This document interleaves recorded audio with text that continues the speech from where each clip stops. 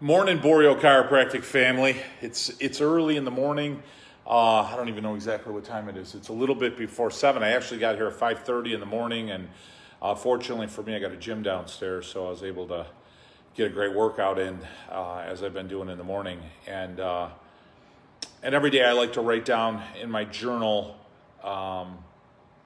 my day and what I'm looking to do and what I'm forward for, what I'm grateful for. And I thought I'd share with you some thoughts that I journaled on today. When we're going through some challenging times and maybe even some of it isn't challenging, like change is challenging, right? Doing things differently or having to do things differently or being forced to do things differently, right?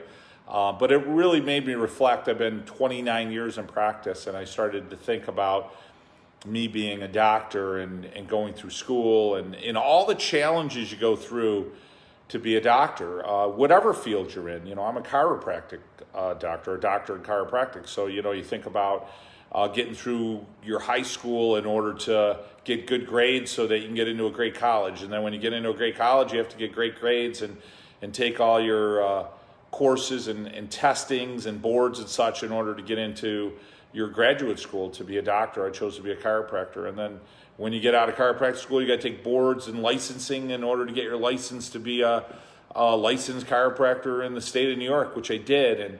And then you got to go to the SBA, so you do an SBA loan. So you get a loan to open up your practice, and you got to find the location. And my God, you start thinking of all the things that go into opening your office, paperwork and layout and equipment and marketing your office and finding staff and setting up procedures and protocols and all those things and making sure you do a great job in your office and taking care of people in your office. Like, those were all the aspects of my life in the journey of being a doctor that I thought were going to be the hardest. I really thought they were going to be the hardest, but I got to be honest with you, the hardest part about being a doctor to me, and this is me speaking to you guys, is caring more for people than they care about their own health. It's the hardest part. I never thought, it never entered my mind. I was a guy that always worked out. I was a guy that always took care of myself. I was a guy that always went to a chiropractor. I never thought that one of the hardest challenges, one of the biggest heartaches in practice was taking care of people and they don't care about their health, or certainly to the degree that they need to in order to be well. Giving recommendations of care to people that don't follow through, that don't care. People starting almost in a cynical way where, I'm not going to do that, or I'm not going to do that. People putting money in so many areas of their body in activities, and least of all in their health. I watch a guy put tens of thousands of dollars in a Harley Davidson and unwilling to put a few dollars or a couple of $1,000s into his body in order to be well. It amazes me. It amazes me to watch people, and I'm not saying out of judgment, but to smoke, to excess, to drink to excess, to go eat the most horrific or horrible diet possible and spend all kinds of money in things that are not good for them, and unwilling to spend some time, effort, and some money in taking care of themselves. It amazes me that I see families put virtually no time, energy, and effort into addressing any long-term health issues. It amazes me how people come in and are unhealthy, and you say, hey, listen, here's the recommendation of what you need to do in order to get well. And they're so quick to say, fix me, just fix me, and make this crisis go away, and then I'm going to go back to exactly what I was doing before so that I can get sick and diseased all over again. Like, that amazes me. It amazes me how quickly people will drop you, how quickly you will do something, go go far beyond what is really classified in the fair exchange of, be it time or an exchange of finances or an exchange of time, and how quickly so many people will just, okay, done with you, as if you're this disposable tool or instrument or thing, when you love and care for them. That's been the biggest challenge of 29 years of practice. Being here early and giving people absolutely every bit of myself in order to allow them to live a better life, and how much energy that takes in order to elevate people beyond their level of taking care of themselves. It just is amazing. And you see we're the sickest, take COVID out of this whole thing. I mean, just as a culture in the United States, we're the sickest industrialized nation on the planet.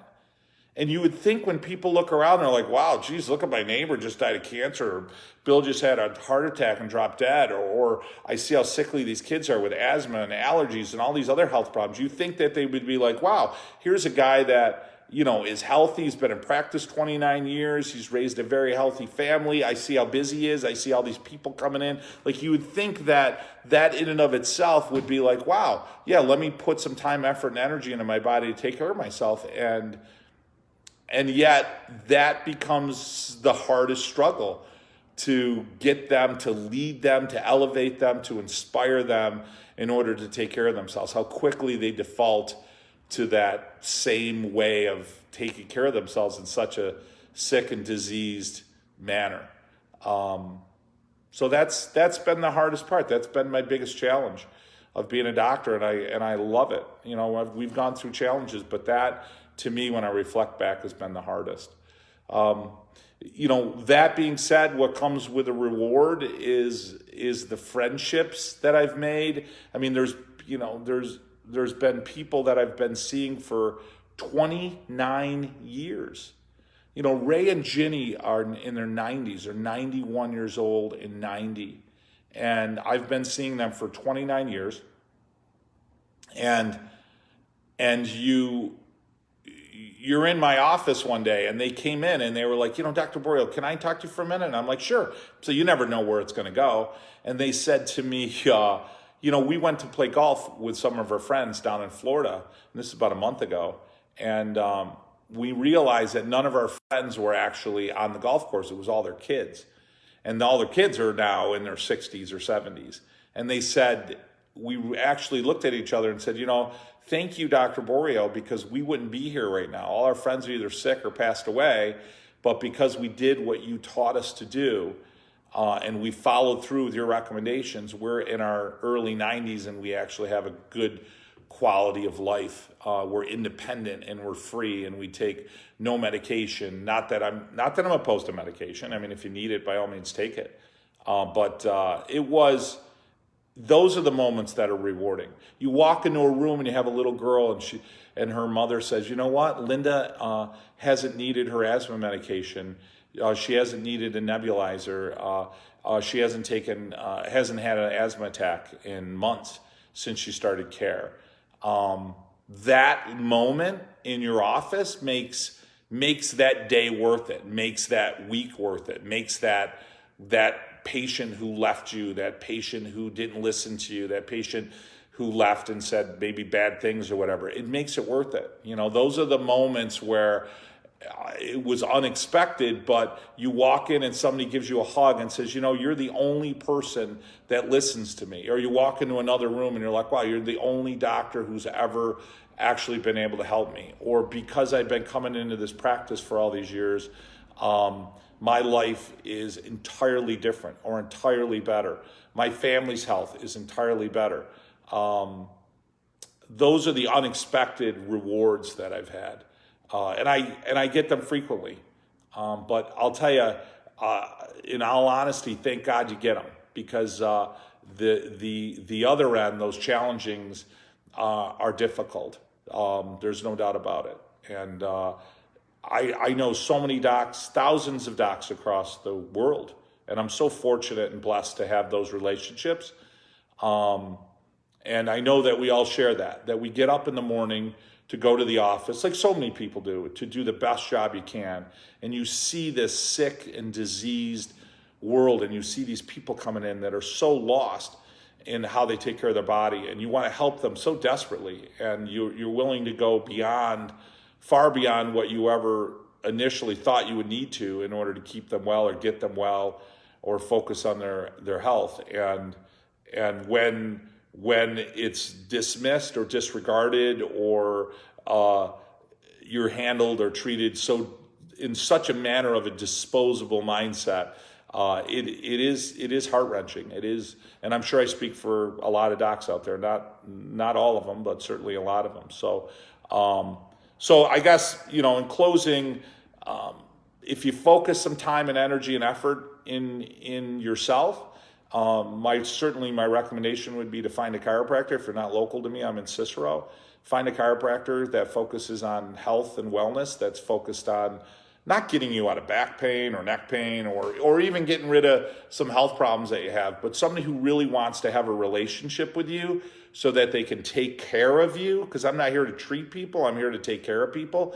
And find somebody who's willing to take care of you regularly throughout your lifetime. And the benefit of that relationship is priceless. You will live like Ginny and Ray. You will live a longer, better quality life, far deeper, far richer, having relationship with your great-grandkids rather than reading about you in an obituary. That's the difference.